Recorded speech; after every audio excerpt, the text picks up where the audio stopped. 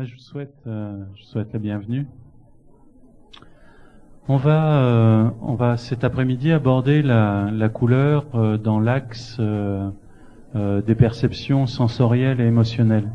C'est un axe un petit peu différent de ceux que j'aborde habituellement dans le cadre de ces conférences. Mais ça m'a semblé intéressant de mettre l'accent sur l'influence que peut avoir la couleur justement sur à la fois le développement de nos champs de perception, mais aussi l'incidence que peuvent avoir certains déséquilibres de la couleur, certains déséquilibres chromatiques sur la gestion de nos émotions. Alors, en tout premier lieu, il faut comprendre que, d'abord, nous avons une espèce d'architecture chromatique. Cette architecture chromatique est définie par quelque chose dont nous entendons souvent parler, qui s'appelle l'ADN. L'ADN, en fait, est tout à fait codifiable en code couleur, et on peut constater quand on se regarde les uns les autres qu'il n'y a pas deux personnes qui sont similaires, même si on est tous des êtres humains. Il n'y a pas deux personnes qui ont le même visage, on n'a pas la même taille, on n'a pas la même corpulence, on n'a pas la même conformation en fait physique. Et cette spécificité en fait se traduit également par une spécificité chromatique, c'est-à-dire que on va avoir un certain nombre de couleurs dans notre code ADN qui vont être naturellement en équilibre.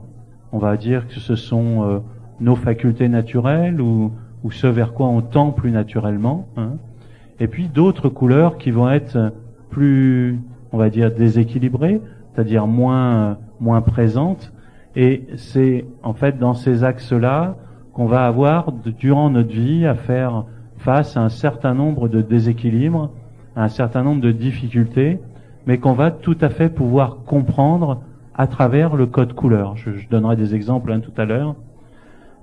Mais ce qui veut dire que, en fait, au moment de la naissance, au moment où nous arrivons avec ce bagage génétique, nous ne sommes pas tous équipés de la même façon. C'est-à-dire que notre capacité de réaction à une couleur ou à une autre est différente selon, évidemment, le capital chromatique qui est le nôtre, le capital génétique qui est le nôtre. C'est-à-dire que certaines personnes vont être, par exemple, plus sensibles à l'émotion. D'autres donc vont être plus, on va dire, extravertis. D'autres vont être plus introvertis. En fait, on va avoir différentes modulations de nos champs énergétiques qui vont entraîner un certain nombre de réactions différentes. Ça, c'est le premier point. Donc, nous ne sommes pas équipés de la même façon. Donc, nous ne réagissons pas tous de la même façon. Donc, il n'y a pas une règle unique pour tout le monde. Ça paraît une évidence, mais on a tendance parfois à l'oublier, en disant ça c'est bon pour tout le monde. C'est faux. En fait, nous allons durant notre vie adapter notre fréquence à un code chromatique personnel. C'est par exemple la façon dont nous nous habillons, les couleurs que nous portons le matin, le pull que nous enfilons ou la couleur du t-shirt que nous mettons. Évidemment, quand on s'habille, par exemple, le matin et qu'on met une couleur donnée, on enfile une couleur, on va tout de suite sentir si elle nous va ou si elle nous va pas, si elle nous plaît ou si elle nous plaît pas. Si on essaye d'en changer, en se disant non, tiens, aujourd'hui ça serait mieux comme ça, on enfile l'autre couleur et puis on est obligé de la retirer parce que en fait ça va pas. En fait, le corps a la capacité d'aller chercher dans son environnement les couleurs qui vont lui faire du bien, et qui vont lui permettre de le rééquilibrer sur le plan énergétique. Je vais revenir aussi là-dessus.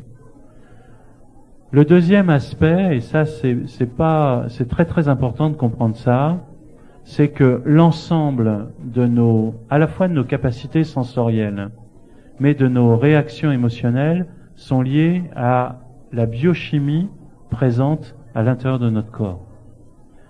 Et ça, c'est extrêmement important parce que on a tendance à oublier ça, et notamment à l'oublier quand on entre dans une démarche de rééquilibrage personnel ou de développement personnel.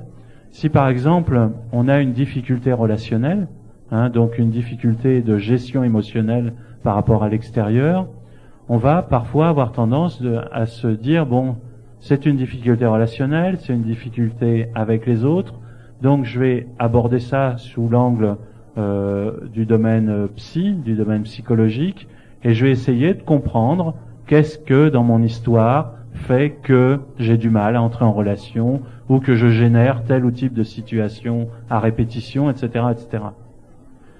Ce qu'on oublie alors c'est juste de faire ça, c'est bien. Le problème, c'est que ce qu'on oublie la plupart du temps, c'est que le type de réaction qu'est la nôtre par rapport à quoi que ce soit est complètement en corrélation avec, je dirais, notre chimie organique. Je m'explique. Un tout petit exemple.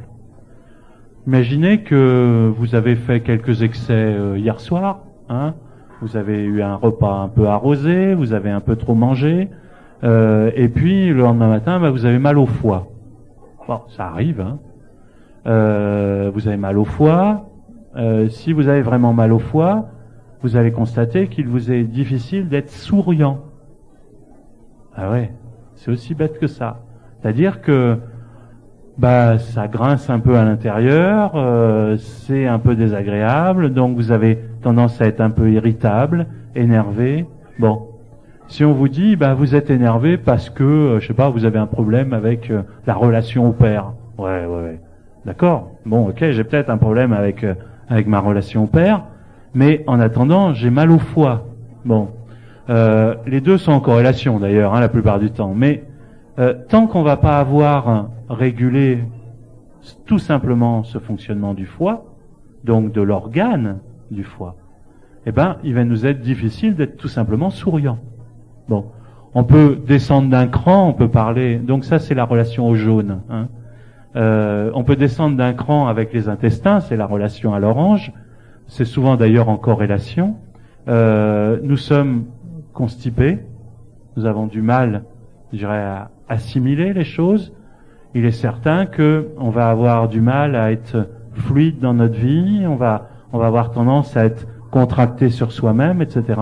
Et c'est pas parce qu'on va aborder cette contraction, on va dire, sur soi-même par le domaine psychologique, que ça va changer l'état du transit intestinal. Donc on oublie très très souvent, en fait, que la qualité de nos émotions et la nature de nos émotions est totalement en corrélation avec la chimie, en fait, que nous fabriquons. Alors, ça signifie quoi, ça? Ça signifie que, en tout premier lieu, nous avons à nous préoccuper d'un rééquilibrage, d'une harmonisation, en fait, de nos codes couleurs internes. Bon, on peut ramener le fonctionnement de la totalité des organes, des fonctions vitales, à des codes couleurs. Par exemple, je vais vous donner une grille en vitesse, pour que vous ayez quelques notions. Le pourpre va être lié à tout ce qui est structure, en général, et notamment toute la structure osseuse, les ligaments, les cartilages, etc. Si par exemple vous faites des tendinites ou de l'arthrose, c'est un problème de pourpre. L'arthrose, c'est aussi un problème de jaune, c'est aussi un problème émotionnel. Si vous avez des problèmes de rouge, on est dans tout ce qui est numération globulaire, circulation veineuse. C'est là qu'on va faire des varices, qu'on va faire des petites vénules qui claquent, de la couperose, et aussi qu'on va avoir du mal à gérer notre quotidien, c'est-à-dire notre emploi du temps, l'énergie argent à la maison, la vie familiale, la vie professionnelle, etc. Tout ça, c'est le rouge. L'orange régit la nature féminine de notre être et tout ce qui est fonction d'assimilation, donc intestin, mais aussi tout l'appareil urogénital, donc fonctionnement des reins, mais aussi fonctionnement de toute la sphère de la sexualité. Donc par exemple les problèmes de ménopause, d'andropause, les problèmes de stérilité ou de frigidité, et aussi tous les problèmes intestinaux. Tout ça c'est l'orange. L'orange est lié donc à l'énergie féminine, donc à l'énergie d'intériorisation, et à l'énergie d'intuition. Le jaune, c'est la gaieté, c'est la joie, c'est la zone hépatique, la zone du plexus solaire. Quand on a mal au plexus, c'est-à-dire que le plexus se verrouille, c'est un problème de jaune, hein, et ce problème de jaune va déclencher évidemment des troubles sur le plan hépatique. Des troubles qui peuvent être évidemment chroniques. Hein. Donc fonctionnement du foie, de la rate, du pancréas, de la vésicule biliaire. Jaune et or. Hein. Le vert et l'émeraude vont être plus basés sur la sphère cardiovasculaire. Donc poumon, cœur organe, hein. C'est-à-dire que si on a par exemple des problèmes respiratoires, bronchite chronique, des problèmes cardiaques, hein, donc au niveau de l'organe, donc cardiovasculaire, on va être sur la notion d'émeraude qui régit la notion d'espace dans notre vie. C'est-à-dire quelle place est-ce que je prends, quel espace je me donne, et la plupart des gens qui ont une déficience, je dirais, dans cette zone-là, sont des gens qui se font manger par leur entourage. Hein, c'est-à-dire qu'on a un relationnel qui les étouffe. Hein. Ça va entraîner une déficience sur le plan du thymus, c'est-à-dire sur le plan immunitaire, et on va avoir tendance à développer soit des maladies auto-immunes, soit tout simplement ramasser les rhumes, la grippe, etc., qui passent en hiver. Ça, c'est simplement un problème d'émeraude et d'espace, de gestion d'espace. Le turquoise va être une zone intermédiaire qui est en fait basée sur la base du cou. Hein. Turquoise et rose, en fait, sont deux couleurs qui sont là sur l'alta major. L'alta major est le plan qui nous permet de rentrer en connexion avec des énergies un peu plus subtiles, un peu plus fines autour de nous, un peu plus élargies aussi. C'est-à-dire que si nous avons eu, par exemple, dans notre enfance, des problèmes affectifs au niveau de la petite enfance, on va être en déficit de rose et on va développer en fait une sorte de renfermement sur soi-même. Ce renfermement sur soi-même va évidemment nous empêcher de rencontrer ce qu'il y a à l'extérieur, hein, c'est tout bête, hein, c'est tout logique, mais aussi ça va créer par ricochet un problème aussi sur le plan immunitaire, c'est-à-dire on va avoir tendance à être affaibli au niveau de notre terrain immunitaire. C'est souvent par déséquilibre, par exemple, chronique du rose, qu'on va développer des maladies comme la sclérose en plaques ou la séropositivité. Hein, ça, c'est une des caractéristiques générales de ces deux maladies, c'est-à-dire tous les êtres qui développent soit une séropositivité, soit une sclérose en plaques, sont des gens qui sont en déficit de rose. Hein. Le bleu, c'est la gorge. Hein, c'est la gorge, c'est ce qui va régir la parole, c'est ce qui va régir la thyroïde aussi. Donc c'est ce qui régit le placement de la voix, hein, selon comment on place sa voix, VOIX, mais aussi VOIE. Hein. On va avoir en fait une difficulté au niveau de la thyroïde. La thyroïde est une glande qui est extrêmement réactive, hein, et qui étant très très dynamique, a la particularité de créer notamment ce qu'on appelle des nodules, hein, quand elle est déséquilibrée, qui sont des espèces de kystes, hein, graisseux, qui font toujours très très peur au médical, parce qu'on voit tout de suite le spectre du cancer derrière ça. Bon, rassurez-vous, c'est pas parce que vous avez des nodules, voire même un goitre, que vous avez un terrain cancéreux. Hein, les deux sont très très dissociables. Hein. Mais par contre, la thyroïde et le rapport au bleu est toujours conséquent à l'énergie des non-dits, c'est-à-dire ce que vous ne dites pas, ce que vous n'osez pas dire. Hein. Dans l'expression populaire, on dit avoir les boules, hein, quand on a quelque chose qui nous reste en travers de la gorge. C'est vraiment ça. Hein. C'est-à-dire que quand on est sur l'énergie du non-dit, on crée immédiatement un déséquilibre de la thyroïde. La thyroïde étant le chef d'orchestre, hein, du système endocrinien, c'est-à-dire c'est elle qui articule en quelque sorte le bon fonctionnement et le bon équilibre des glandes endocrines les unes par rapport aux autres. Et donc une affection de la thyroïde crée souvent une désorganisation, hein, de l'ensemble de la fonction endocrinienne. Donc une sensation d'inconfort. L'indigo, on est au niveau du front, hein, on est plus dans le domaine du fonctionnement du cerveau et aussi de la pensée, hein. C'est-à-dire que quand on est en déficience d'indigo, on va être quelqu'un de très très cartésien, de très mental, c'est-à-dire on est un rationaliste, hein.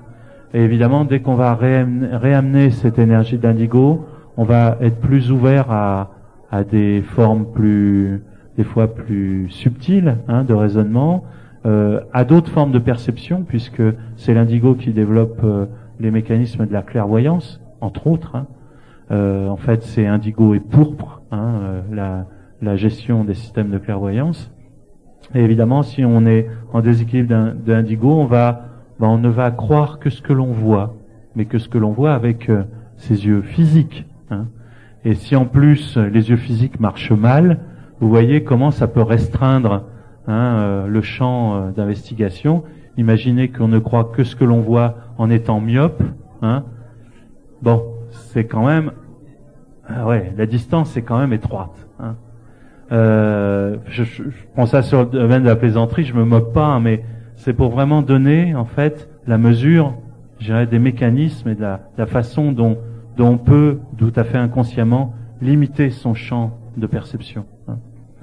Le violet, c'est vraiment la zone du cerveau, avec hypophyse et épiphyse, le violet et le blanc, et là, on est vraiment dans les systèmes on va dire, d'idéation, de perception d'autres champs, etc., etc. Alors, qu'est-ce qui se passe quand une de ces couleurs, je dirais, est en déséquilibre? En fait, le corps est une gigantesque machine à produire de la fréquence, comme un poste de radio. Voilà. C'est pareil, en fait. C'est-à-dire que notre émission vibratoire, l'émission vibratoire de notre corps, est la conséquence d'un certain nombre de choses. D'abord, notre capital de naissance, dans notre capital génétique. Mais on n'est pas tout neuf, là, pour l'instant, hein, on vient pas de naître, on a vécu. Et dans cet historique personnel, on a accumulé un certain nombre de matériaux, notamment notre histoire familiale, notre histoire affective. On est né dans un contexte socio-culturel, hein, dans une ethnie, dans un pays, dans une race, etc. Et tout ça, ça crée des matériaux qu'on a engrammés, hein, qu'on a accumulés dans notre corps. Et c'est l'ensemble de tout ça qui génère notre fréquence vibratoire. Cette fréquence a la particularité d'attirer à elle des fréquences de même nature. Ça, c'est ce qu'on appelle la loi de résonance. Ça veut dire quoi? Ça veut dire que, par exemple, vous avez tous vécu des mécanismes de sympathie naturelle ou d'antipathie naturelle. Vous rencontrez quelqu'un pour la première fois, vous l'avez même pas adressé la parole, et d'un seul coup, cette personne vous est éminemment sympathique, ou alors d'un seul coup, je dirais, vous avez les poils qui se dressent sur les bras et vous la supportez pas. Bon, ça c'est simplement le jeu de la résonance. C'est-à-dire la première personne est dans la même famille de résonance vibratoire que vous, donc vous la reconnaissez en quelque sorte, et l'autre personne, elle est complètement différente de vous, ou alors elle vient toucher sur quelque chose qui grince à l'intérieur de vous, et tout de suite c'est une répulsion. Ça c'est le jeu de la résonance. L'intérêt de ce mécanisme, c'est que il aimante les choses. C'est-à-dire que tous les événements que vous vivez, à tout niveau, sont la stricte résonance de ce que vous émettez. Alors ça, c'est parfois un peu difficile à digérer, hein. C'est-à-dire que quel que soit l'événement que vous vivez dans votre quotidien, il va être la stricte résonance de la fréquence vibratoire que vous portez. Vous allez tout de suite comprendre. Imaginez que un matin, vous ayez mal dormi, vous avez mal au foie, justement. Tiens, là, vous avez fait des agapes la veille, vous avez eu mal au foie toute la journée, vous vous réveillez, ça tortille, ça vous met de mauvaise humeur, vous vous levez de mauvaise humeur. Toute la journée, ça va mal se passer. Vous allez rencontrer des gens qui vous agressent, vous allez vous engueuler avec l'un ou l'autre, vous allez, par exemple, renverser la cafetière le matin, enfin bref, tout va aller de travers. Et toute la journée, ça va aller de travers.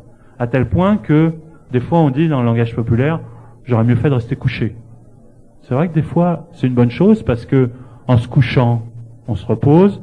En se reposant, le système hépatique revient à son état normal. Et du coup, quand on se relève le matin, on est en meilleure forme et ça se passe mieux.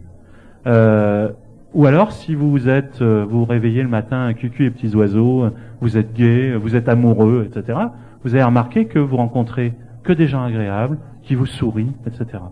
Ça, c'est vraiment le jeu de la loi de résonance. Et ce qui est très fort là-dedans, c'est que tous les événements qui vont se générer dans notre quotidien vont être la stricte aimantation de ce que nous émettons.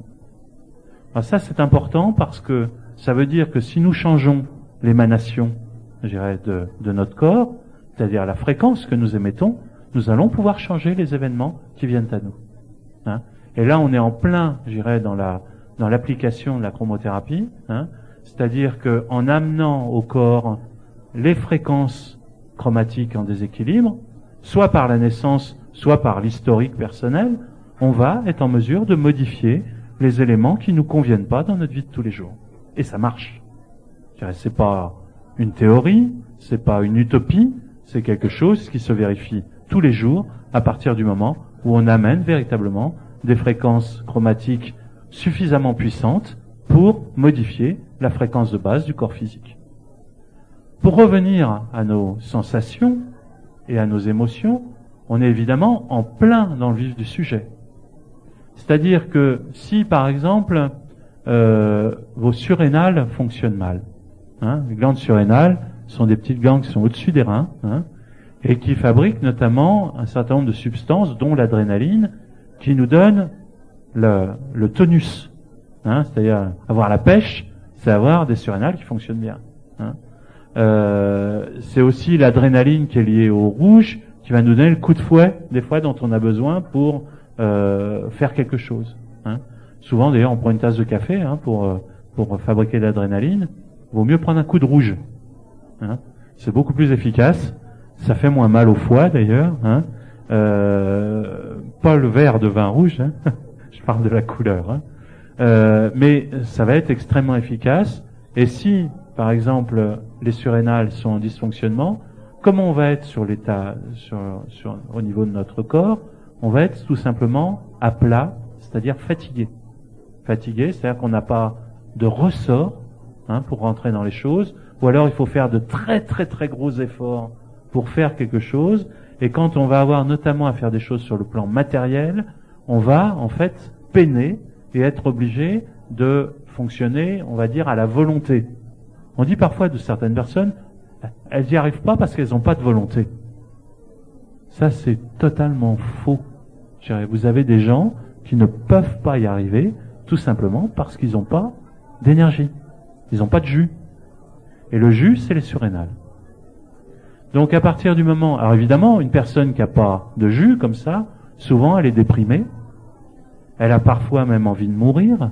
Elle n'a pas envie d'être là. Hein, parce que c'est difficile. C'est difficile de fonctionner dans le concret avec une absence ou un déficit d'énergie vitale. Donc ça agit directement et sur notre sensation du monde extérieur, parce que tout nous semble difficile. Hein, c'est-à-dire on n'a pas d'énergie pour faire concrètement les choses. Donc quand on doit les faire, ça semble difficile. Hein. Donc on a une perception du monde qui est une perception difficile, une perception de souffrance. Et puis, de toute façon, on n'a pas l'énergie vitale pour le faire, donc on est déprimé, hein, tout simplement. Et ça, c'est une application directe du pourpre. On va revenir au jaune, le jaune qui est donc l'énergie du plan hépatique. Si on a un jaune qui est en déséquilibre, qu'est-ce qui va se passer?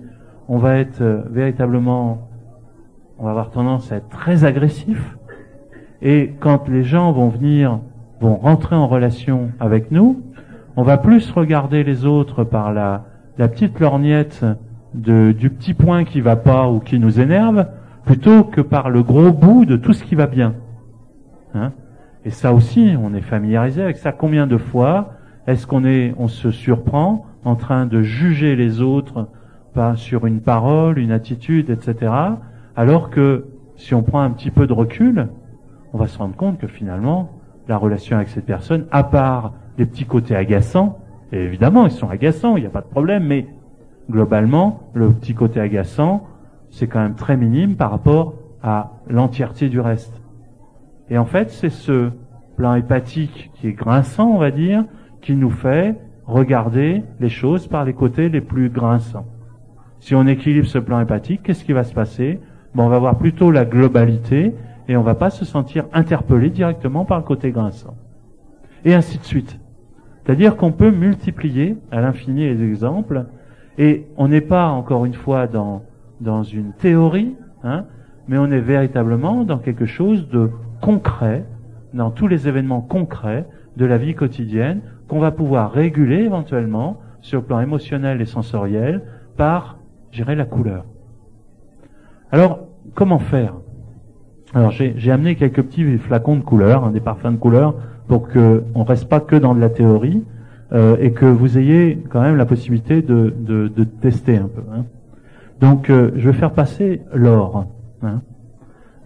Donc, les parfums de couleurs sont des parfums en résonance avec la couleur. Hein.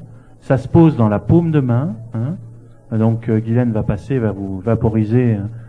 C'est une eau de toilette, hein, donc c'est un hydroalcoolique fait avec des huiles essentielles et de l'alcool bio. Donc, il n'y a pas de produit de synthèse du tout dedans. Hein, donc, vous pouvez y aller sans problème. Voilà, ça fait tousser. Donc, vous frottez vos deux mains l'une contre l'autre pour faire évaporer l'alcool et après vous respirez profondément et vous sentez ce qui se passe.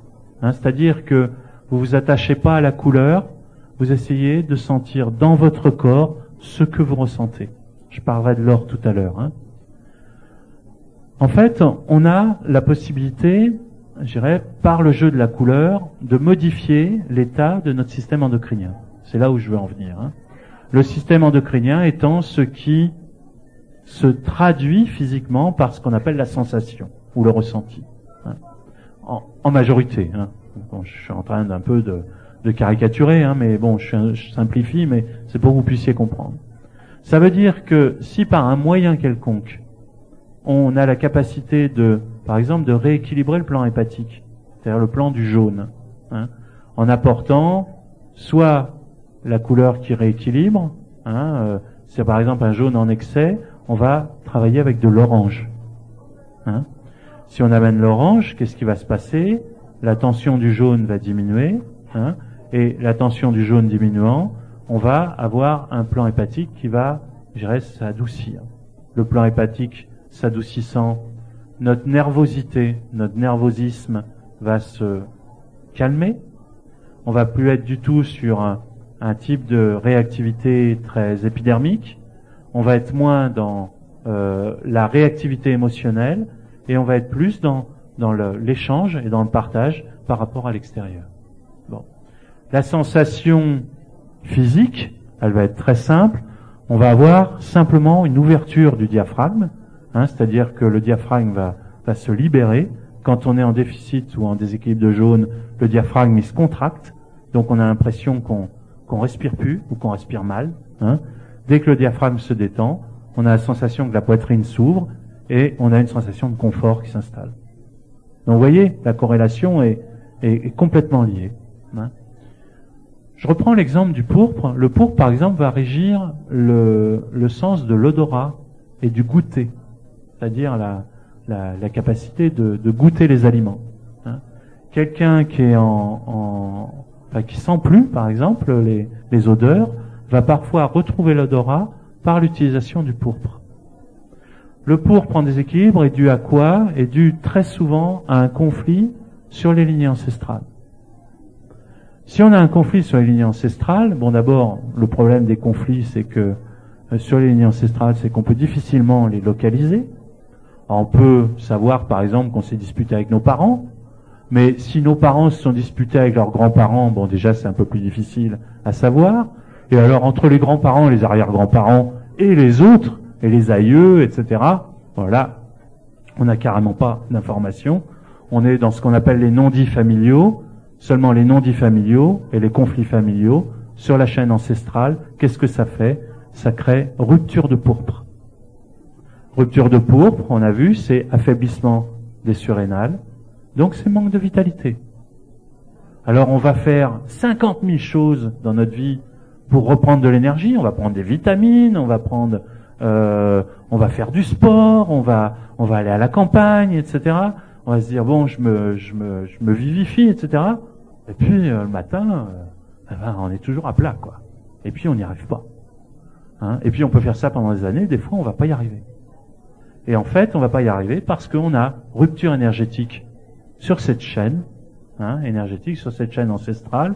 Et tant qu'on n'a pas reconstitué un pont là-dessus, ben la vitalité n'est pas là. Et évidemment, on va se sentir déprimé, dépressif, etc., etc., etc.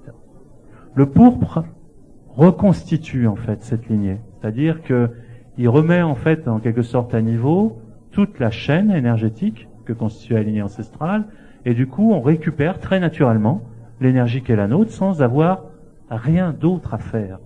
Ça c'est important, c'est-à-dire il n'y a pas à se prendre la tête à trouver la source du conflit entre le grand-père et la grand-mère, entre l'arrière-petit-fils et je sais pas qui. On n'a pas à faire tout ça.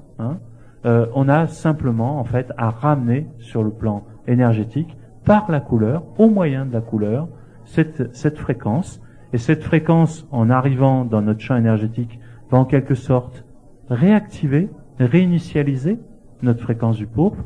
Et à un moment donné, notre corps va se substituer à cette fréquence, il va redémarrer sur cette fréquence-là au niveau du noyau cellulaire, et on n'aura plus besoin d'apport du pourpre, ça sera reparti. Et on aura retrouvé notre énergie vitale. Bon. Alors, je vais pas, c'est comment l'or, en fait? Qui a aimé? Ça va, il y en a quand même un peu. Qui n'a pas aimé? Ok? Pas aimé du tout. Du tout. Ah, ça va, c'est pas trop grave. Qui a été indifférent? Ok? D'accord. J'espère que ceux qui sont habitués à venir n'ont pas triché. Alors, quand on aime, on en a besoin. Quand on n'aime pas, on équilibre. L'or, c'est la connexion avec justement ces codes d'origine, c'est-à-dire ces codes de naissance. C'est-à-dire que le déficit de l'or, c'est quand on éprouve une certaine difficulté à identifier ce que l'on est réellement, c'est-à-dire ce que l'on a réellement envie de faire. Et l'or va ramener ça. On va essayer l'indigo. Alors, si vous voulez, je vais répondre à des questions, parce que ça sera peut-être plus pratique. Donc, je peux répondre à des questions. Je vous écoute. Madame?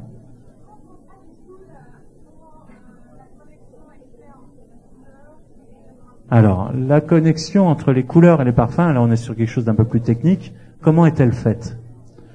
Alors, mon explication va peut-être vous sembler un peu fumeuse, mais je vous la donne.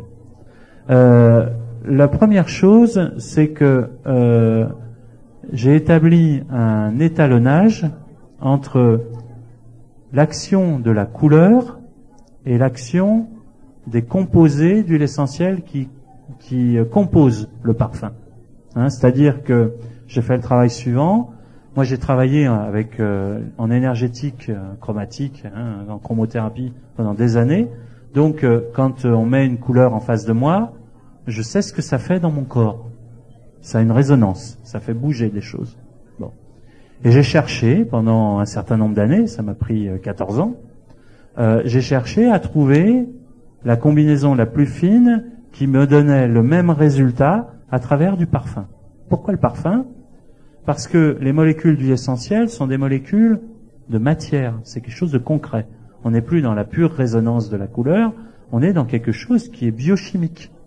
Or, rappelez-vous mon introduction, je vous ai dit que si on fait pas bouger la biochimie de notre corps, le reste bouge pas, ou bouge difficilement. Donc pour moi, il me semblait important d'arriver à trouver un combiné, on va dire biochimique, qui soit en mesure de faire bouger le système endocrinien. Et donc c'est ce que j'ai fait. Alors quand je dis biochimie, ça ne veut pas dire que c'est de la chimie de synthèse. Des molécules d'huile essentielle sont de la chimie, mais de la chimie naturelle. Donc c'est comme ça que j'ai fait, c'est-à-dire que j'ai rapproché, j'ai créé une gamme d'étalonnage où les combinés d'huile essentielle, dans leur fréquence vibratoire et dans leur action sur le système endocrinien, correspondaient à ce que faisait la couleur, je dirais, de même nature. C'est une observation empirique, évidemment, ça se mesure pas avec des instruments, c'est une observation clinique, empirique, et donc c'est comme ça que j'ai pu créer un parfum qui s'appelle parfum de couleur. Bon. Il y a un autre aspect dans les parfums de couleur qui est quelque chose d'encore plus fumeux, dont je parle rarement, mais qui est très important parce que c'est ce qui globalise l'action du parfum de couleur, c'est que l'excipient du parfum de couleur ou de l'huile de couleur, c'est-à-dire l'huile ou l'alcool, hein, qui sert de support aux huiles essentielles, est mis en résonance avec la fréquence de la couleur correspondante par des moyens qui me sont propres. Hein, mais si vous croyez à la mémoire de l'eau, par exemple, bon, vous allez tout de suite comprendre comment c'est fait.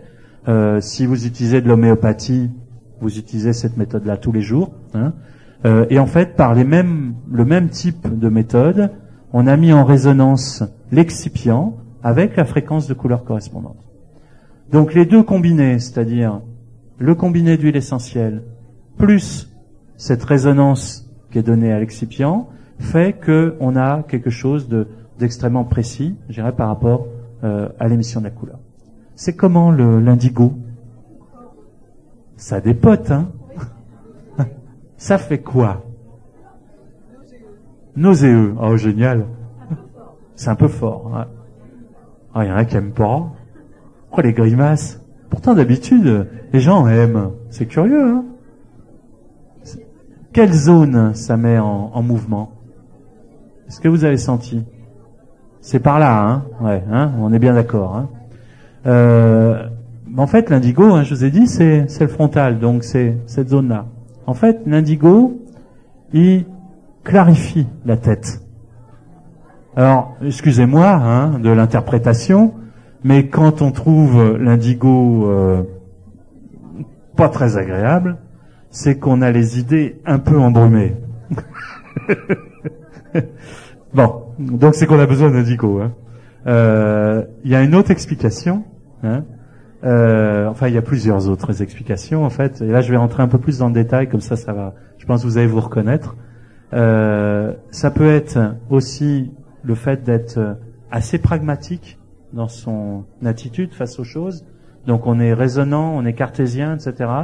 Ou alors, et là, je pense que beaucoup de gens vont se reconnaître dans la salle, vous avez à l'état latent des capacités de clairvoyance, et puis ça vous fait peur, vous verrouillez.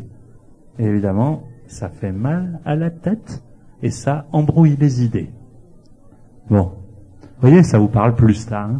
Hein. Donc c'est ça la réaction à l'indigo. Hein, c'est ça la réaction à l'indigo. Évidemment, quand on va utiliser l'indigo, on va éclaircir la perception mentale, on va l'alléger, on va la rendre plus ouverte, moins rationnelle, et on va laisser librement circuler les capacités naturelles de clairvoyance. Et surtout, on va les comprendre. Bon. Vous voyez, hein, ça parle. Hein. Le blanc. Vous voyez, elle est partie. L'indigo, ça lui fait toujours ça. Hein. Elle se retrouve dans un autre monde. Alors, une autre question. Oui, monsieur ?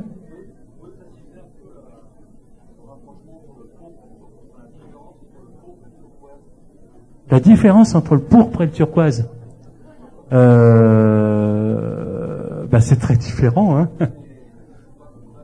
C'est pas concret pour vous. Alors, c'est amusant hein, ce que vous dites en posant cette question-là juste derrière l'indigo. Non, mais le pourpre, c'est pas un bleu. Hein. Bon, je réponds. Mais c'est intéressant de voir votre question derrière l'indigo parce que le pourpre et le turquoise permet de réguler l'hypermentalisation. Hein, donc les gens qui se posent beaucoup de questions. Hein, et comme avec l'indigo, on a mis déjà 100 mouvements, donc votre question en fait est le prolongement de ce que je viens de dire par rapport à l'indigo. Le pourpre est une fréquence qui remet la machine, on va dire, à la terre, hein, et qui réactive vibratoirement l'ensemble du système. Donc il permet de plus prendre conscience de la réalité des choses. On est moins dans une idéation de soi, on est plus dans un ressenti de ce qui se passe. Hein, c'est-à-dire on rentre dans son champ de réalité. Le turquoise est une couleur qui va permettre de pacifier l'ensemble du système. Alors ça, c'est extrêmement important parce que quand on est dans sa tête, c'est-à-dire quand on fonctionne dans une dominante mentale, on a tendance à être beaucoup dans l'émotionnel et surtout, ça ça carbure, quoi. Et ça carbure tellement, moi je dis toujours c'est le petit vélo qu'on a dans la tête, hein. Puis des fois ça arrête pas, hein. On n'endort pas la nuit tellement ça mouline, hein. Et plus ça mouline comme ça, et moins en fait on libère sa perception naturelle des choses. C'est-à-dire ça embrouille d'être trop dans la tête. Et le turquoise à la fois calme une tension, parce que le fait d'être embrouillé, ça stresse l'ensemble du système énergétique. Donc le turquoise va calmer ce mouvement, hein, d'idées qu'on a dans la tête, et en calmant va permettre donc de déstresser le système et d'être plus à l'écoute de ce qui est là, hein. Donc on est complètement dans le prolongement de l'indigo, hein, qui lui continue le travail et finit de clarifier en fait, hein, les idées. Donc je sais pas si ça répond à votre question. En partie. Et l'autre partie, c'est quoi? Justement, vous savez pas. Alors, vous tenez le bon bout là, parce que quand on commence à pas savoir, on va rentrer dans son ressenti. Et à ce moment-là, c'est pas moi qui vais vous apporter la réponse, c'est votre corps qui va vous dire j'ai l'impression de ça. Et vous allez voir, ça c'est très très juste. Hein? Donc on tient le bon bout. Mais je suis prêt à répondre à l'autre bout de votre question aussi après, les gars. Hein? Une autre question? Ah, ça vous a...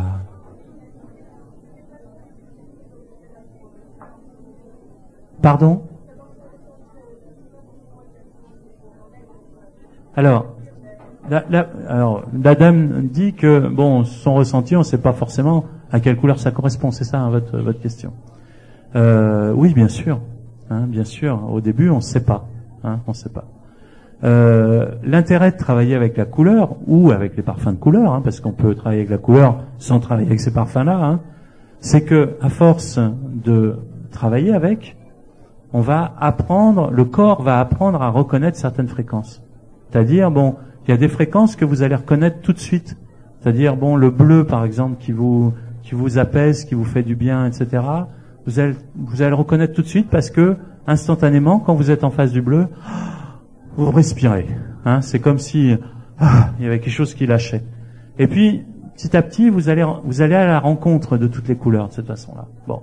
Alors ça, c'est l'apprentissage, on va dire, sur le tas. C'est pas forcément le plus rapide.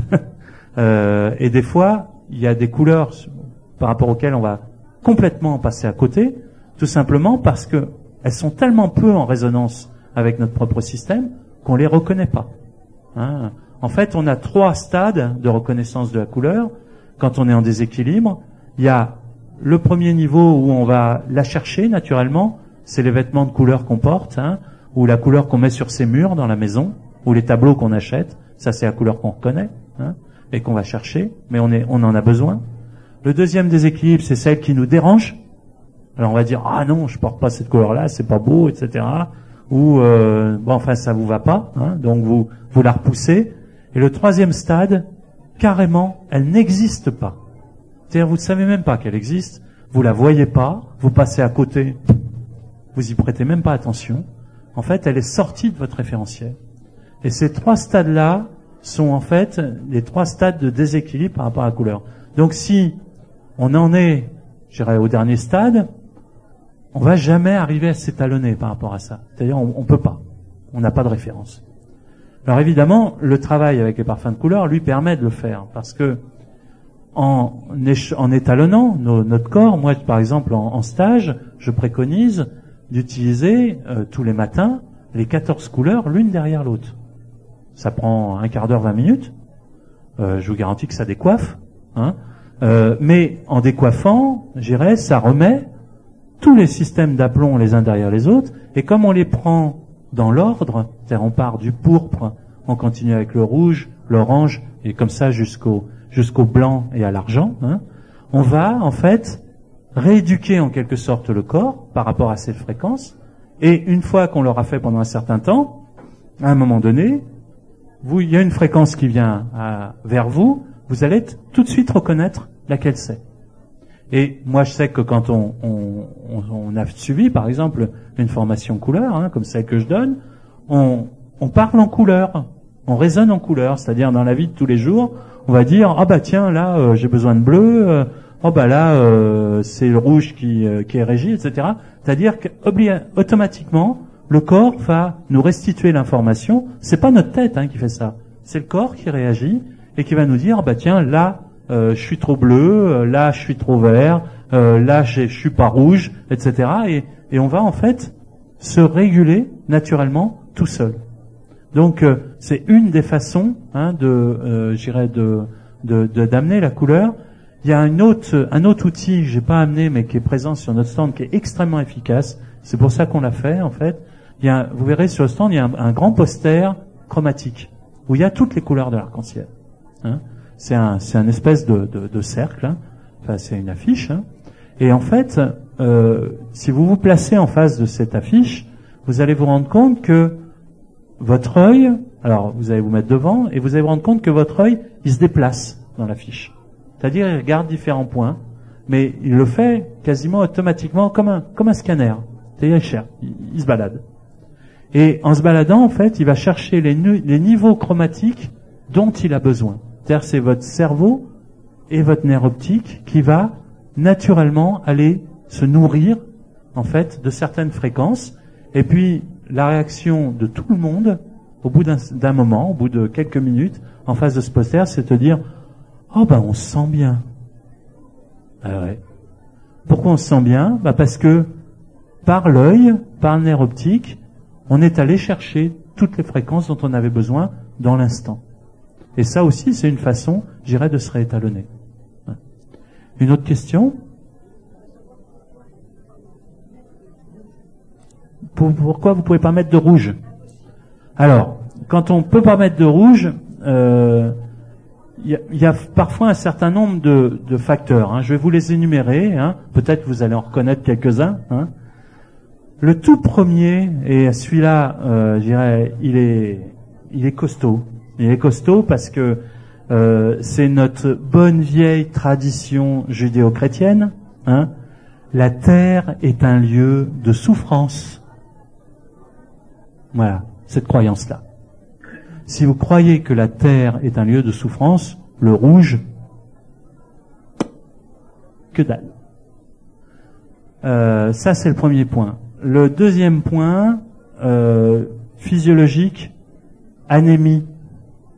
Anémie ou leucémie. Anémie ou leucémie, pas de rouge. Et le rouge nous insupporte, quoi. C'est dur, quoi. Ça nous dérange. Troisième facteur, grave conflit au niveau familial, soit des deuils, soit des échecs majeurs dans la vie, etc. Et évidemment, tout ce qui a trait, en fait, au côté matériel des choses, ça fait mal. Bon. Dernier point, évidemment, qui est corollaire au précédent, une grande difficulté à gérer les choses de la matière, c'est-à-dire les choses de la vie, en fait. C'est-à-dire, ça demande beaucoup d'efforts. Voilà. C'est à peu près les caractéristiques du rejet du rouge. Donc, je sais pas si vous reconnaissez. Non, mais j'ai cité, j'ai fait un tableau général. Donc, il y a peut-être quelques-uns dans lesquels vous reconnaissez. Voilà. Et puis d'autres, évidemment, qui vont pas être justes pour vous. Mais bon, voilà. Voilà le rapport au rouge. Évidemment, si vous amenez l'énergie du rouge à vous, par exemple par les parfums de couleur ou par d'autres moyens, vous allez réguler ça. Ça va respirer. Vous allez retrouver en fait un mouvement, je dirais, par rapport à ça. Oui, madame ? Ah, le noir. Ah, ça, c'est une très très bonne question. J'adore cette question-là parce que c'est une couleur que j'aime bien, le noir. Ah oui. Le noir est la couleur empathique par excellence. C'est un psychopompe. C'est-à-dire que le noir vous permet de rentrer très très étroitement en relation avec ce qui est extérieur. C'est-à-dire vous amenez à vous l'énergie de l'extérieur. C'est pour ça que les prêtres et les religieuses s'habillent en noir. Par contre, pour s'habiller en noir, il faut être extrêmement bien aligné. Si vous n'êtes pas bien aligné, vous allez attirer à vous, intensifier, j'irai vers vous, les énergies qui sont en déséquilibre à l'intérieur de vous. Alors je prends un exemple tout bête par rapport au noir, hein, que je prends à chaque fois. Il est de tradition de s'habiller en noir quand on est en deuil. Alors là, tout faux. Il faut surtout pas faire ça. Quand on est en deuil, on a de la peine. On a la peine parce qu'on a perdu quelqu'un qui nous est cher, donc on est triste. Hein. Le fait de vous habiller en noir, ça vous met en relation directe avec tous les gens qui ont de la peine autour de vous, et ça vient renforcer votre peine et votre affliction. C'est-à-dire que ça vous enterre, quoi. Ça accentue votre propre angoisse, votre propre deuil, etc. Donc, tout faux. Quand vous êtes en deuil, habillez-vous en blanc. Le blanc va renforcer votre propre champ énergétique et va vous éviter de servir de psychopompe par rapport à l'extérieur. Par contre, si vous habillez en noir et que vous êtes équilibré, le noir, entre autres, va renforcer votre système énergétique. C'est-à-dire, c'est comme s'il créait une condensation de votre propre énergie et du coup, vous êtes plus costaud, plus fort. Mais vous avez la nécessité d'être toujours aligné. Dès que vous êtes désaligné, boum, ça tape. Et ça tape fort. Hein, donc il faut utiliser le noir à bon escient. Et surtout quand on est bien dans sa peau, le jour où vous mettez du noir, il faut que vous vous sentiez bien ce jour-là. Hein, si vous vous sentez mal, mettez pas de noir, mettez une autre couleur. Une autre question, oui? Ah ouais, il y a des personnes qui s'habillent tout le temps en noir et quand on les regarde, elles vont tout le temps mal. Souvent en tout cas. Notamment chez les jeunes, hein, où il y a une espèce de culture, de culture liée au noir, qui amène pas, qui amène pas la joie, hein. Se mettre tout le temps en rouge, c'est avoir besoin tout le temps de beaucoup de vitalité. Aller chercher la vitalité parce qu'on en a besoin. Monsieur? L'attrait et le rejet, en fait, c'est simplement un problème de gradation du déséquilibre. C'est-à-dire, on est plus ou moins déséquilibré sur la couleur en question. C'est-à-dire, on n'a pas d'attrait parce que on va bien par rapport à cette couleur. C'est pas vrai. Faut pas avoir cette idée-là.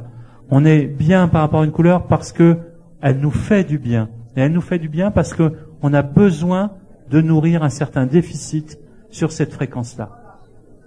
Et si on la rejette, c'est en fait la même chose, mais le déséquilibre est encore plus accentué. Hein. Donc ça, c'est un indicateur. Vous pouvez, par exemple, pour déterminer les couleurs avec lesquelles vous avez besoin de travailler, réfléchir aux couleurs que vous aimez bien et aux couleurs que vous n'aimez pas.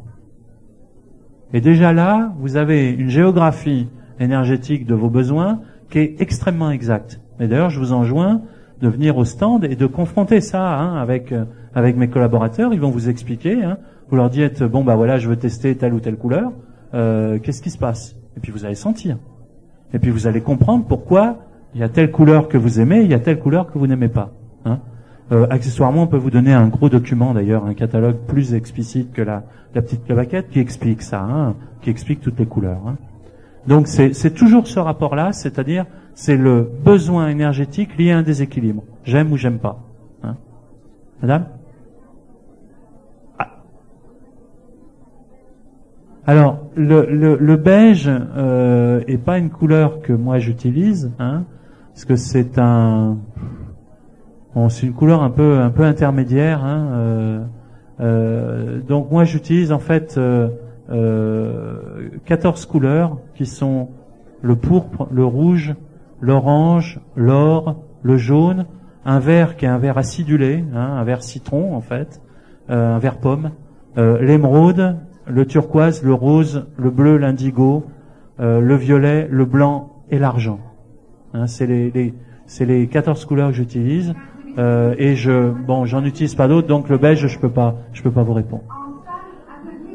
On est à l'heure, Donc, vous pouvez donc venir nous rejoindre et avoir d'autres renseignements.